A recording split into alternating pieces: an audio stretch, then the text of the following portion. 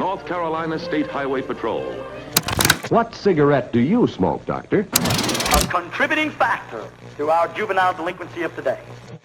Rock and roll has got to go. And welcome back to the Hometown Holler. I'm Daniel Ayers. And I'm Quinn Ray.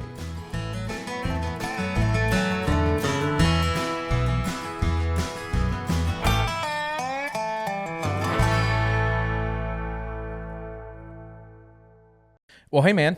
I was on vacation Yeah? in 2023. I was in the mountains, North few years Carolina. ago. Yeah, I mean, I was up in Marshall, North Carolina. Which, Okay. by the way, love Marshall. I don't know how many folks have been out to Marshall, North Carolina. Only white people vacation in Marshall, North Carolina. Probably true. I don't know. I mean, We're going on vacation, boy. Where are we going? Marshall, North Carolina. Marshall is, I'm trying to think of like how to describe it. It is like the Saxapahaw of the mountains. Okay. Just like kind of a hippy dippy mill village. Yeah, you're right. Like it's definitely like like a bougie white family. Sure. Like where we go? Let's go to the arts district in Marshall. In Marshall, okay. It's probably on brand. Now it's going to get really heavy because Marshall was like gutted by Helene. So now I want you to feel guilty and Womp, womp, yeah. womp. No, and in seriousness, like really sad what happened to Marshall. Shout out to God. Now this is too good, Quinn. Well, This is too good because you know what? One of the reasons I went to Marshall was to hang out with a friend of mine who has a radio show in Marshall. They have the WART, the Big Wart, is their local radio, and my friend's name is Jonathan White, and he goes by Johnny Caucasian. So I went to Marshall to go on Johnny Caucasian's radio show. what'd y'all talk about? Reiki and holding your quartz up to the sun? We aligned our chakras. It was great. That's what you do when you go to Marshall for vacation. But no, the whole point of this, honestly, I was going to tell us. I played a prank on my dad. Okay. We were talking earlier in the show about like how Trump is just like the gaslighter in chief, and the prank that I was like on the porch of this place we were hanging out at, and I just started laughing to myself. My dad was like, "What's so funny?" And I was like, "Oh no, I was just remembering the joke." And he was like, "What joke?" I was like, "Oh, the knock knock joke about gaslighting." And he was like, "Which one?" I was like, "I literally told you last night at dinner." And he was like, "I don't." I was like, "You thought it was hilarious. Do you not remember this?" And he was like, and then he was like, "I think, yeah, okay." And he was like, "It's starting to tell to me again." And I was like, "Dad, we're deep into this." I'm trying to gaslight you, yeah, Dad. man. So anyway, try that on your MAGA cousins and laugh all the way home. Well, Go ahead. Yeah, we got a good episode today. We did. I'm really excited. This is the guest so nice we host him twice. That's exactly right. Been waiting 3 months to say that, Cornell. What really happened was we invited our friend Cornell Watson on back at the start of the season. December. Yeah, December. He was going to be our first episode. Yep. And we had a killer conversation. It was great. It was awesome. And it was so good that it broke our equipment. And I cannot tell you how awkward it was. Like, man, like you just hate inviting somebody back to redo something. It's like the last thing that I ever want to do. It sucked. I mean, we sent it to people to try to edit it, to master this. We tried. We were to deep send it into off. like AI audio restoration. We paid people did. on Fiverr Yeah. to try to get the recording back. We tried to and bring stuff. this thing back from the dead. Like it was, we were like rubbing those paddles, clear. and then it finally was like, all right, I'm just gonna have to text them again. Time of death, 4 a.m. Saturday. Yes, February.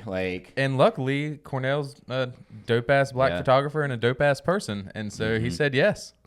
So Cornell, thank you for coming back and being so gracious with your time. You're welcome. And you just got back from Disney World. I did. Yeah. With And- two youngins, masochist you. But apparently it was great. Apparently it was a painless experience. It was joyful, one might even say. It was painful. It was painful. Financially. Financially, yeah, that's right? how they get you. Yeah. But outside of that, Yeah. amazing. Yeah. Made Yeah. some cool memories. I mean, insane memories. Yeah. Man, I'm so lucky my wife doesn't listen to my show because if she did listen to this, it's just gonna just drive that dagger a little closer into me to make me go. Make you go. Yeah. Let's just go around real quick. Favorite Disney princess?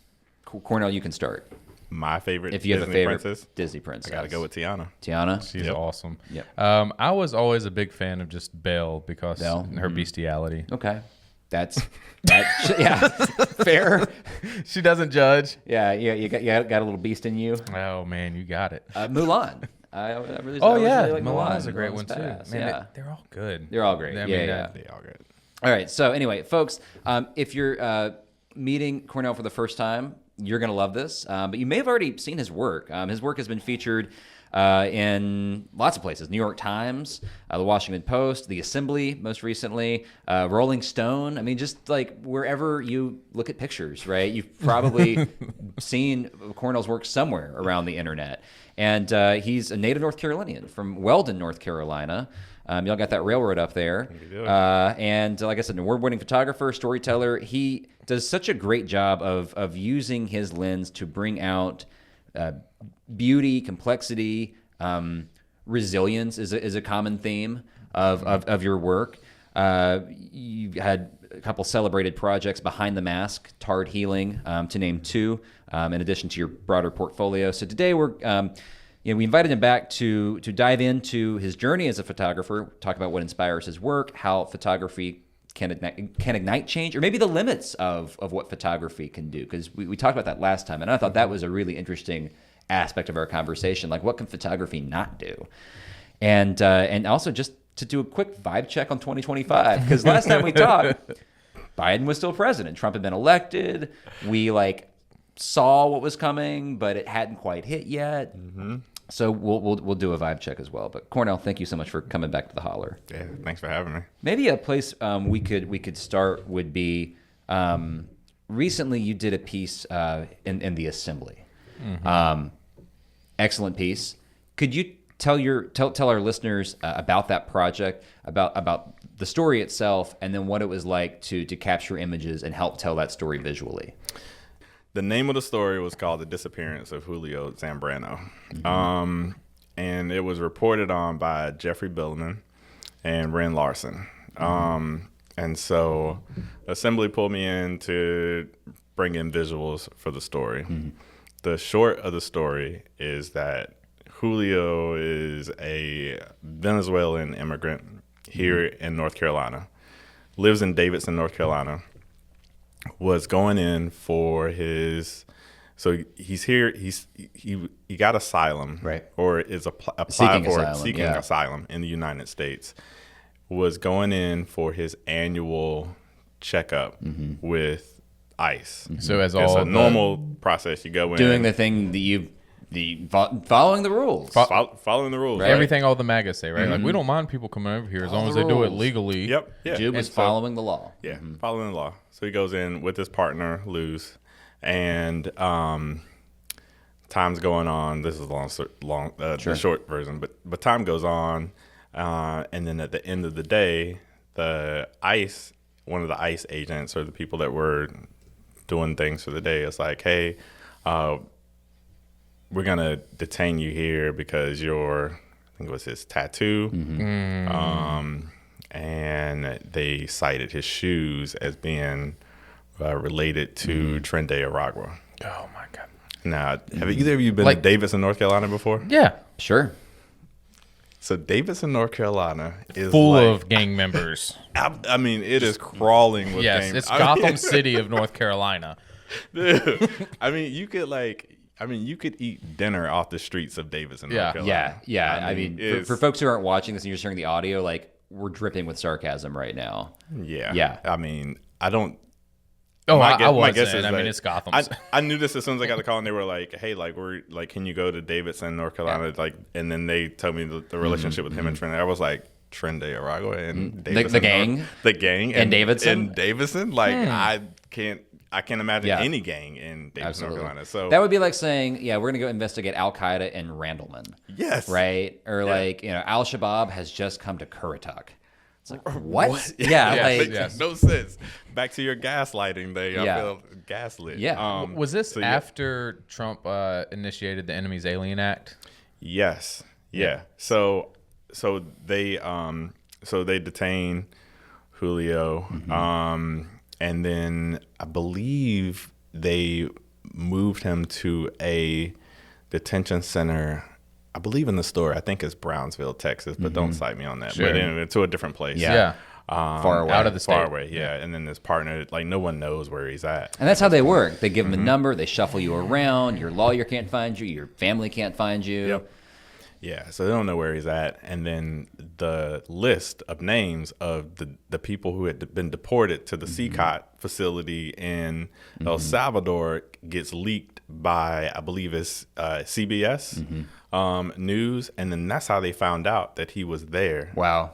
Was through Out of the country in out of El the Salvador. country in El Salvador, was through that leaked list of names, over 200 names that was on that list.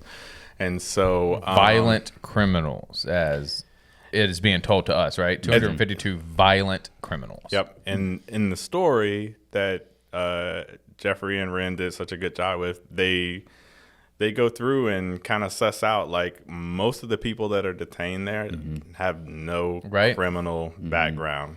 That's what happens when you get rid of due process. You don't get to prove You don't get a anything. chance You at don't all. get to say. And I mean, that's the most.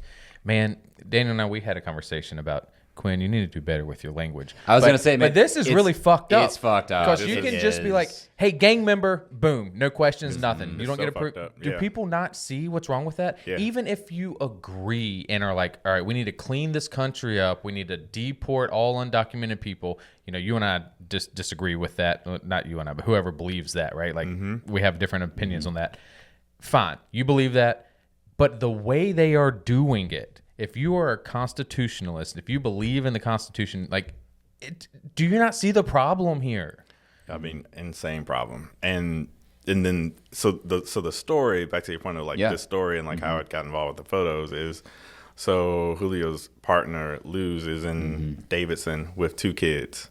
One is a 4-year-old, and then before he got moved or deported to El Salvador, Luz was pregnant, and she had the baby after he got detained. So he's never physically seen his child before, his newborn baby. Yeah. I also can't imagine going through the ordeal of labor and, late stage pregnancy and birth under these circumstances. Heck under that no. level of All this duress. drama, Yeah. all this stress. And so, so I met me and Ren's bilingual, the reporter for the Assembly. We went to meet with Luz in Davidson, and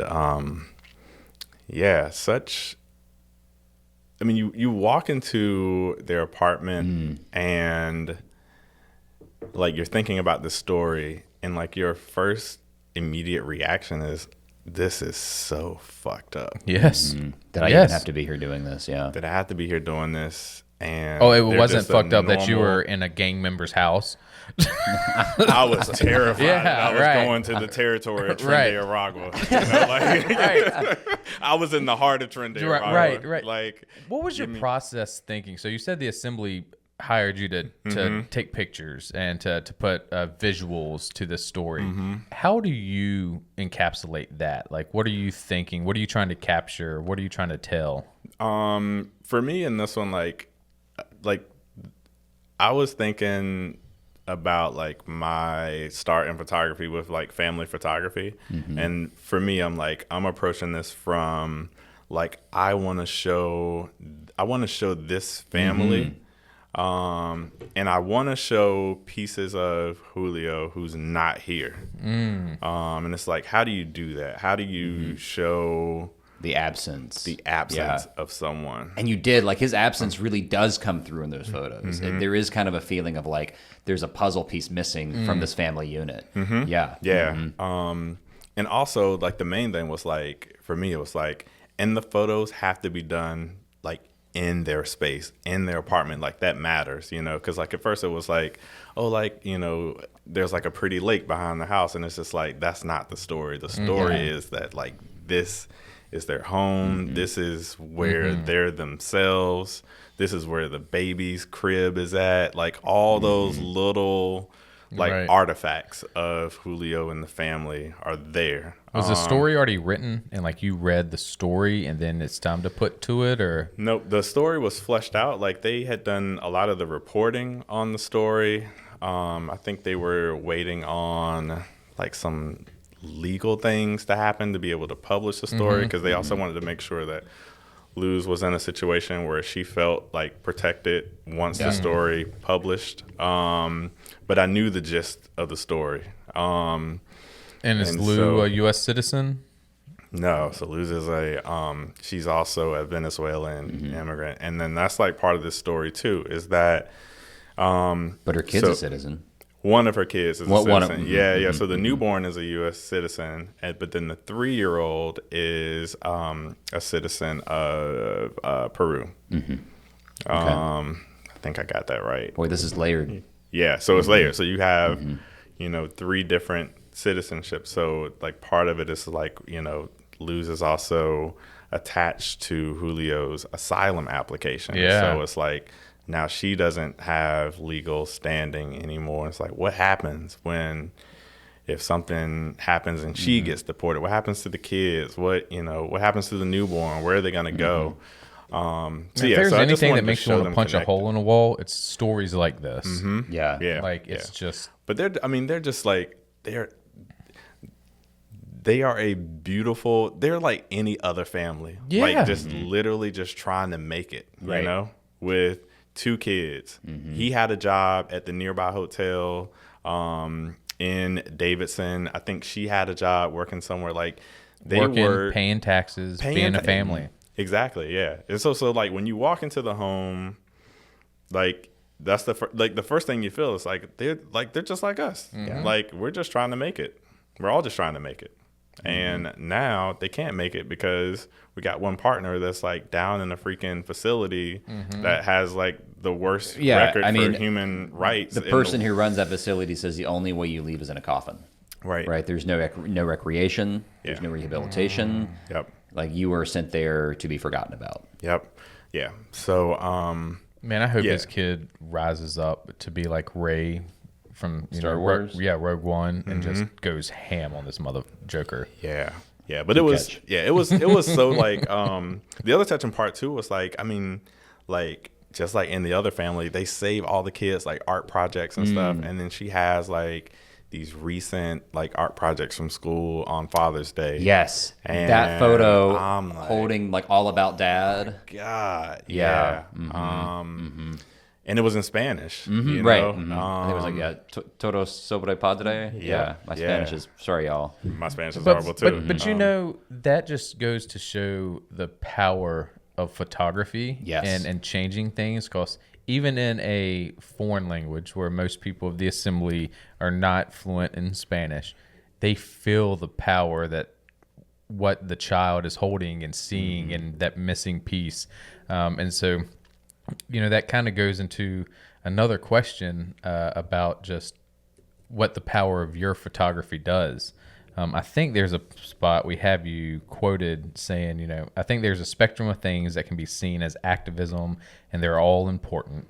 I'd argue that art falls under that umbrella. I'm using my platform to influence changing minds regarding social issues. Sure. Am I doing work to help influence and change things on a policy level? Not really.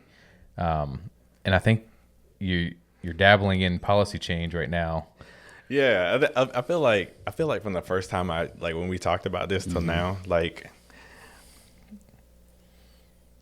maybe I don't know if like my perspective has necessarily changed. I think that like there's like more nuance to the answer to this. And like I'll give you like the perfect example is like even with this story right here.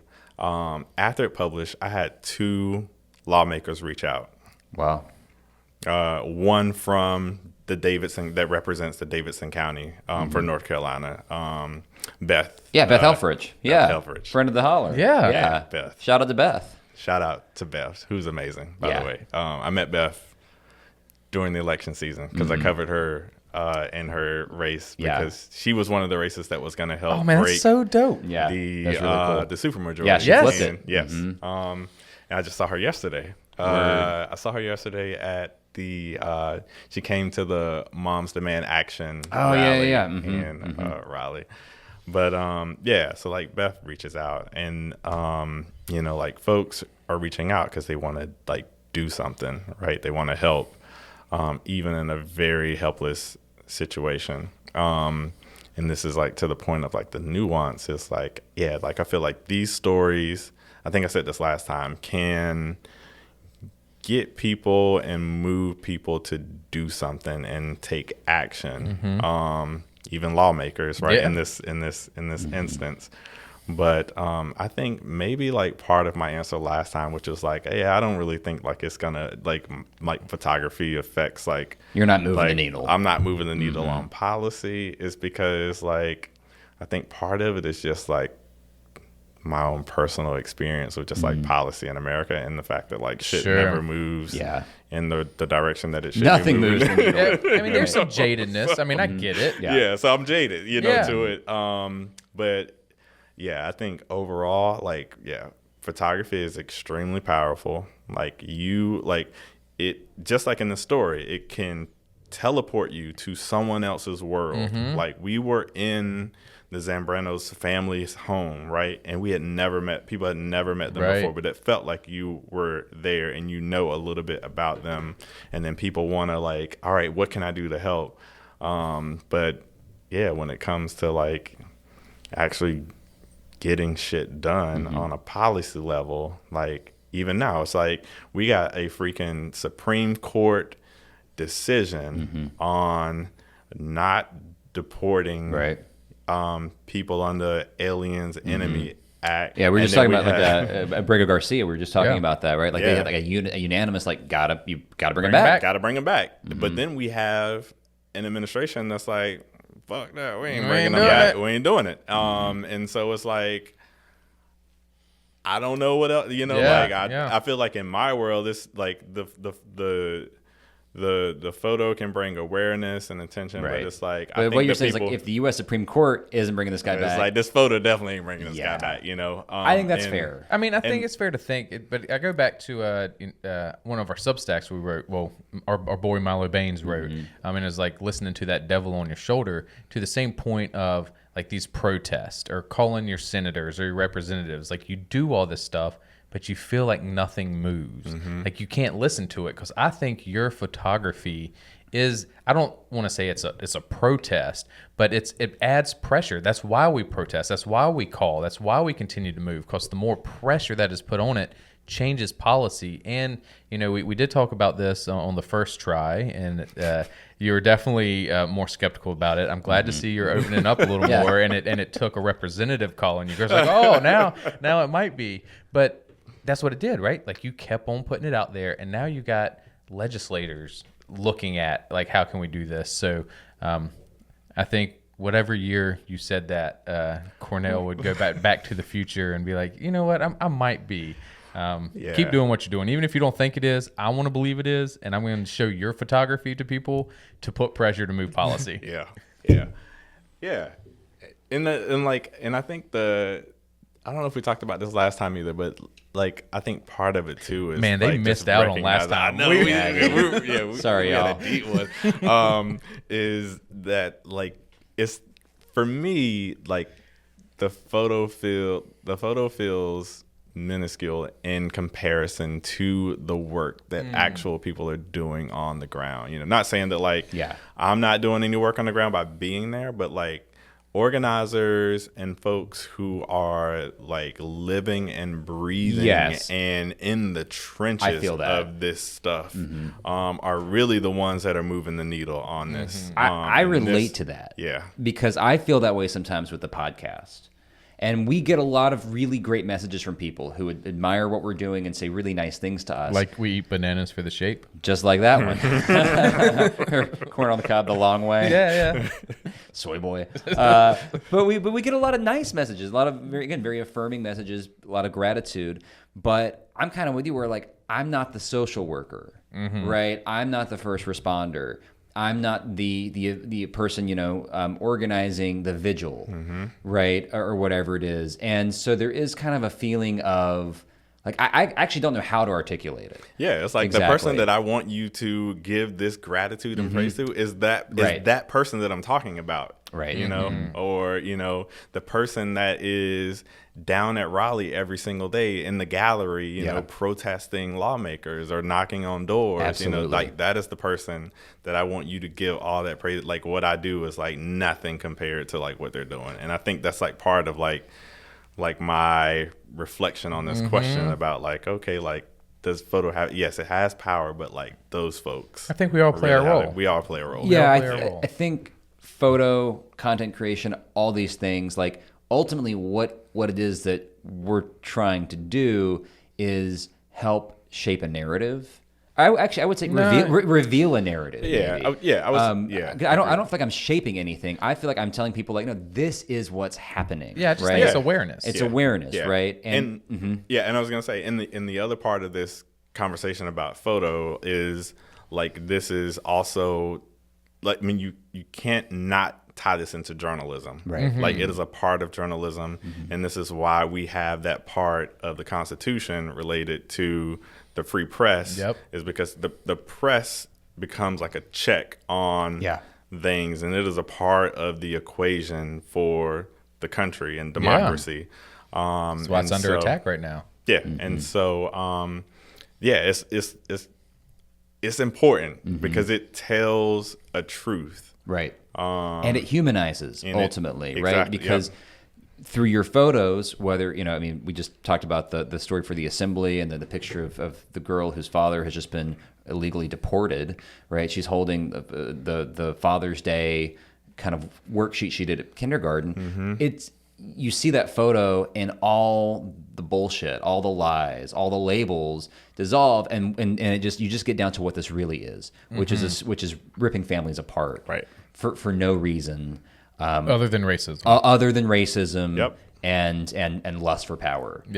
And you do this in other pieces of photography as well. I want to draw attention to the first photo of yours that I saw, because it's pinned up on your Instagram, and this is the one that like a lot. It's the drowning. Okay. Yep. A lot of folks have seen this photo. I'm sure it's gotten lots of. You've been asked a lot of questions about it. It's the one photo. Fun fact that he doesn't sell. Yeah, it is one photo that I don't sell. Respect that. Yeah. If y'all listened to the first episode that didn't air with us, you would have learned. You would have known that. So how you popped up on my radar? It was saw your photo of Mark Robinson through the glass at the General Assembly. Said attention, right? Yep. And it was Mark Robinson behind the glass with the label "attention" on the glass. It just like, I don't know. Sometimes you see a photo and it strikes you, and you just kind of like sit there and look at it for a second. And I did that with that photo, and I saw it through Tressie Cottom's story on Instagram. So shout out to Tressie, friend of the Holler. And next thing I knew, I had spent like several minutes just like scrolling through your Instagram, looking at your photos and reading your captions, because your captions are such a good complement to your photos. They go hand in hand really well. And the drowning, one thing that you said, for folks who haven't seen the photo, you snapped it on the 4th of July, right? Yep. So on America's birthday, and it's a photo of I think it's at like Jordan Lake. It is at Jordan Lake. Yep. It's on the edge. Anybody who's been at Jordan Lake, you can kind of point it out, right? There's like the pines kind of come right up to the water, and there's like some sandy area with some rocks, and there's a man in the water laying, and his feet are on the sand, and his head's in the water, and he's submerged, and there's an American flag over his face.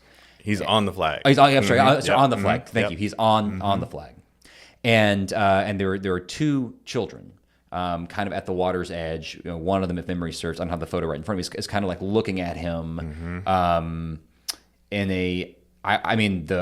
in kind of a disturbed way. And the water, it's a black and white photo, and one of the things that struck me was how like the water and the sky like mirror each other, and it's like a cloudless sky. So the water and they're separated by like a thin tree line, but they really blend together. Artistically, it's a really well composed shot, but your description of it was what stuck with me. You said, "We created this photo on another birthday, the 4th of July. In the process of creating the photograph, someone approached and asked, 'What is this supposed to represent?' Shortly after, a white woman paddled by in her boat. She yelled to her husband, 'Look, honey, look at that flag. That's just not right.' she could only see the flag submerged in the water and not us drowning in it.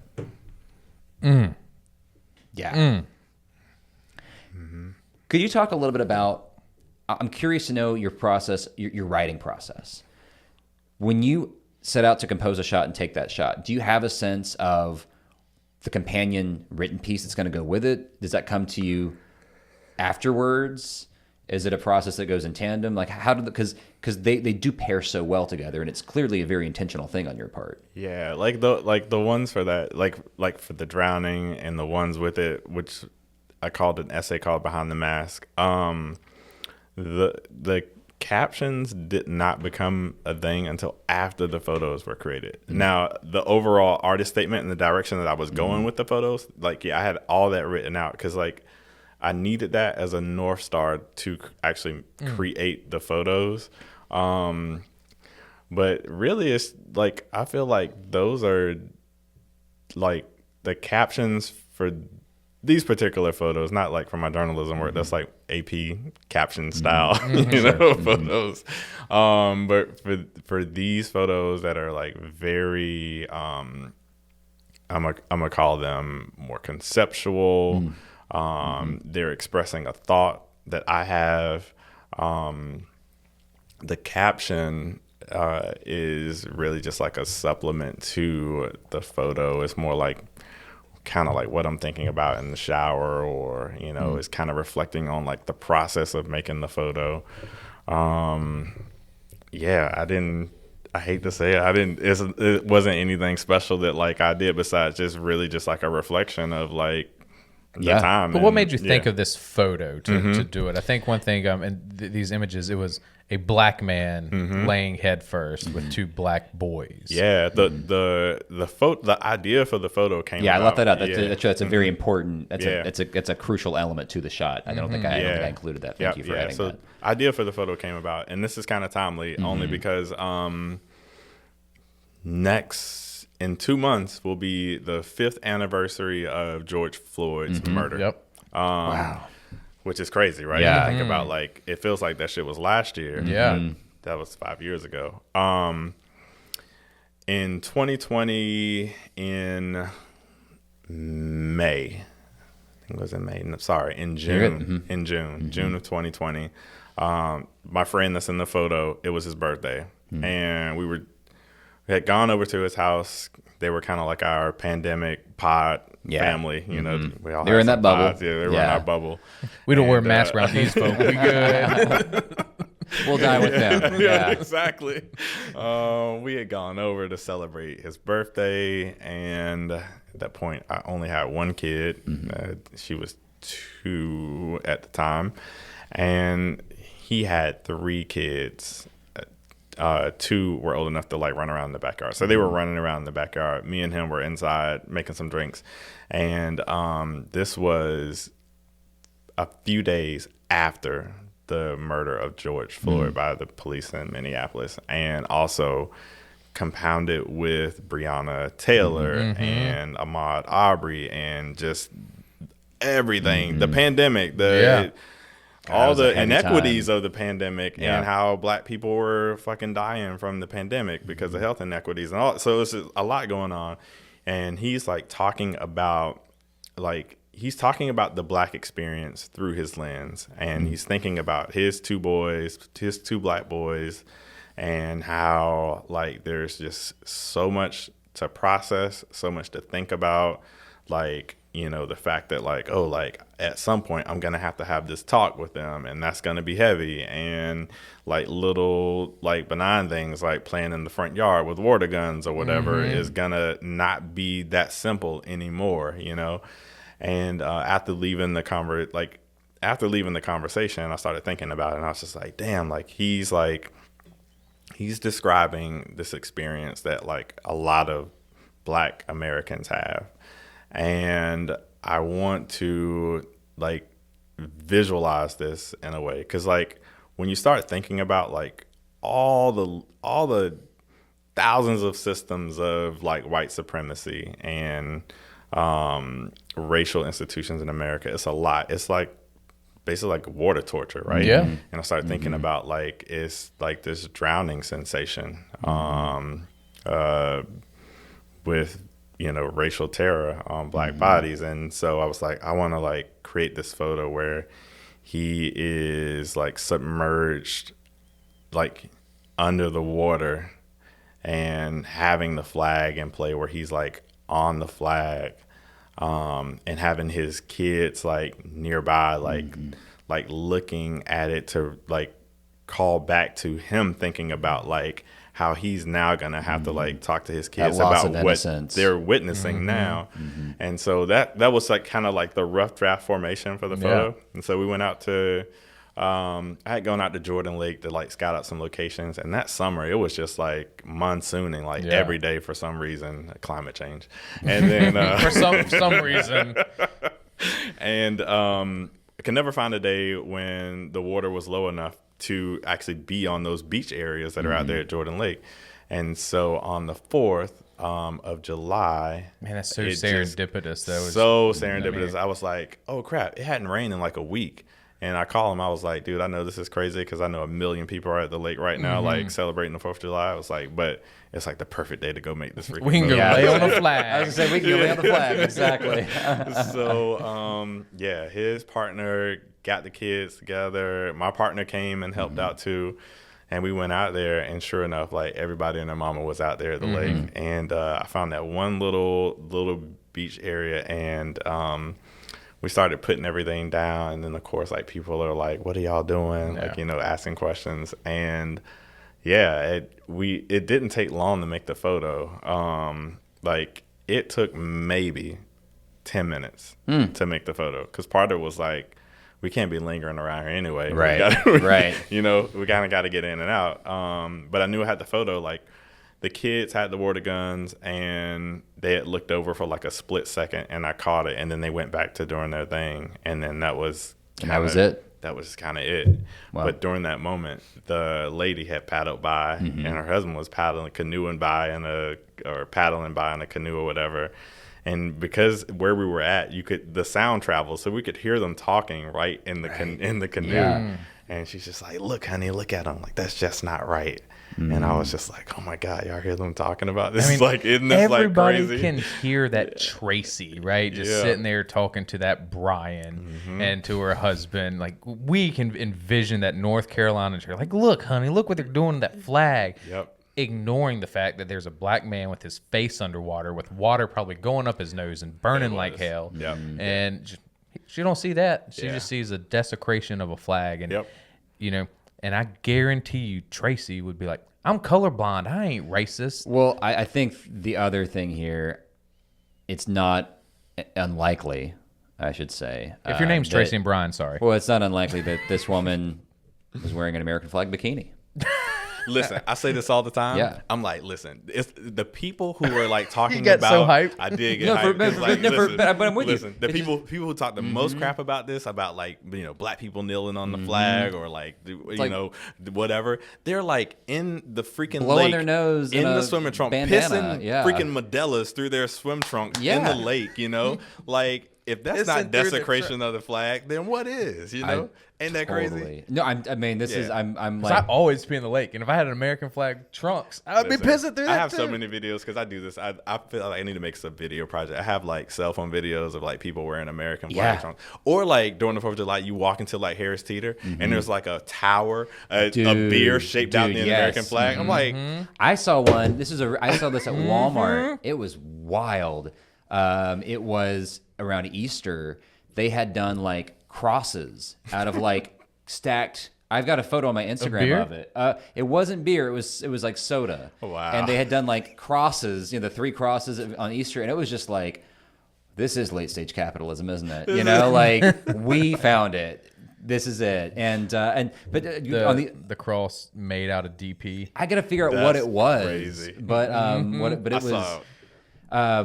The American flag, it's like Pete Hegseth is always like wearing like a handkerchief, the American flag or whatever, blowing his nose in that, and to me it's just like the pearl clutching is what it comes down to, right? 1000%. And just like the intellectual dishonesty and that sense, because really what it comes down to is do they really care about the flag? Maybe. But what it comes down to more is a sense that this is mine and I can do what I want with it. It doesn't belong to you. That's what it comes from, right? Yeah. Is that it's wrong for you to do that because that's not yours. That's not your property, right? Yeah. Racism. Yeah. There you go. Yeah. Well, we're coming up on time, I think. Yeah, but man, I feel like we really could just keep going. I'm really enthralled with this conversation. Yeah, we need to make you some type of like a honorary name of the holler, and where you come back like every 3 months or something. Talk about your photos. Do stuff. We'll talk about shit that's going down. No, I just love your photos. Love talking about them, and I did promise a vibe check real quick. The reason I bring it up is because when we started, Trump hadn't taken office yet, and on the one hand, things were a lot better for obvious reasons, but on the other hand, things felt worse. And what I mean by that is there was a feeling that Trump was really popular. And I know he wasn't, right? Like he didn't get a majority of the vote, but he's out there talking about a mandate. And there, to me, felt like there felt like this moment where he was maybe getting kind of popular. And he hadn't done all the crazy shit that he's done now yet that has alienated so many people. And that to me was really scary, which is like, wow, like the what ifs. Yeah, like what if like he does win over everybody, right? And with that mandate, he does start taking vengeance on anyone, right? And so on the one hand, things are a lot worse now because he's done so many economically, socially, culture. I mean, just so many bad things. But on the other hand, I personally feel like the vibe is in some ways better because everybody's like, this is pretty fucked. This is like we're not having fun. This is not what we voted for. And it feels like the initiative has shifted again, and Trump is once again on the back foot. I hope so. That's just me. The hard part is that even when shit's really fucked up and shit is really hurting, I'm just going to say this. When shit is really hurting white people who voted for this, they still vote for him anyway. That's what we were just talking about. Anyway, and so I think that is like that's going to be hard to suss out. It's like, is this painful enough? Which I don't think it's going to be. No, not for them. At least not for 30 to 35% of Americans. Yeah. We could crash our society. We could be in rubble, and they would be like, I'm just, I think there's a plan.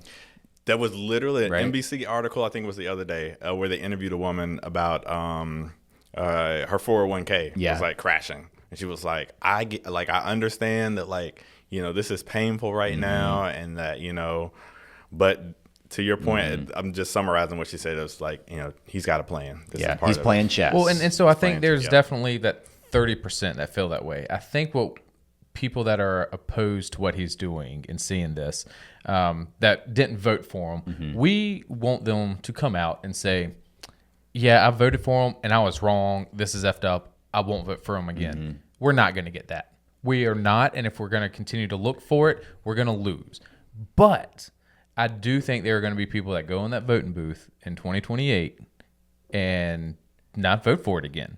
There's going to be 30%. Certainly in 2026. 35% that do. I thought people were going to go into the voting booth the last go around and not do it, but they did. Yeah. And I can see that. It's because there's I think the hard part is there is a lot Republicans do a great job of tying in a bunch of cultural bullshit into their platform that really gets people fired up. Right. You know, they get abortion stuck into their platform. They get LGBTQ rights into their platform. It all. They conflate it. They demonize it, and then they get people really in the most hateful spirit ever, where they're like, I don't care about my 401k. I don't care about the market. All I care about is they that will this burn person down their house exactly to light Donald Trump's cigarette. Yeah. It's like, I'll let all this burn down because I don't want this person playing on a women's sports team. Sure. You're just like, what the fuck? I think that's true. I think that is totally true. I think when I talk about a vibe shift, I'm thinking about the fact that all we need to do is get a majority and like who is undecided. There's probably like 4 people out there, right? But those 4 people are really important. And I do think there was a period of time when we first talked where those 4 people were trending in Trump's direction. And I don't think those 4 people who really do make the difference in elections, I think those people are back on the right side of it and are like, this is chaos. Again, they'll never say we were duped, but I do think they're like, this is not what we voted for. Well, right? especially if they start getting in pictures in front of them that Cornell has put out in the assembly. That's the key. Because they're going to be like, wow, like this family went to my church. I know somebody like that. No, but seriously, you're right. Yeah, if we can get people to and to circle and try to land this plane, the photography brings people to, I know somebody like that, because people, I have a friend who, when Trump got elected, was all for this mass deportation stuff. It's like, this is wrong. We need to clean up. You can only fill your glass up so full and we're overflowing. But then when he started doing it this way, he is in an interracial relationship, somebody from Nicaragua. Their family has been coming over here from Nicaragua. They have 5 people living with them that are cousins. They all came here, the process in which was supposed to be done. They all have their visas and seek an asylum, but Trump just stripped that. They're all living with, and his tune has changed of how it should go, and it sucks that it has to change until it affects somebody and love. Yeah. But that is where telling stories, is it long form, is it video content, is it photography, that is going to resonate with people, because they're not going to come out and say, yeah, I made a mistake, but they will go vote differently when they see that little girl was in their Sunday school class and no longer has a dad who was not a gang member. And hopefully we can change this needle in 26. 26 I'm a little more nervous about, because if it does flip House and Senate, Trump's really going to pressure. That's why they're trying to do it now with crazy executive power. But 2028 is going to be a telling year for, I think we said that in 24 is going to be a telling year for the country. And it was. 28 is really going to be that telling year. Yeah, next year is a big year. Yeah, I think 2026 for me is, obviously 2028, but I think like so much of my understanding of the society will be dictated on midterms next year. Yes. To be honest, I know people say last year, 2024 was like the most, and it was an important election. I wasn't shocked. I was like, my girlfriend will tell you, like, I was telling her like 3 months ahead, like, I think Trump's going to win. And the night it happened, I was shocked for about 18 hours. Because most of it was fatigue. I cried and didn't go to work. Call me a soy boy. But I cried and didn't go to work. Because you care, right? Man, I put in so much work to do it. And I think that's why you cried, is like the exhaustion. And anticipatory grief. Anticipatory grief. We're thinking about we were already, we already knew without knowing. This is what the stories that we were just talking about with Venezuela. You knew this project was going to happen. We knew that people were going to be deported. We knew that families were going to be separated because they had done that in the last Trump administration, and we knew it was going to be worse than the last time. Right. They said it. They said it. Right. It's going to be on steroids.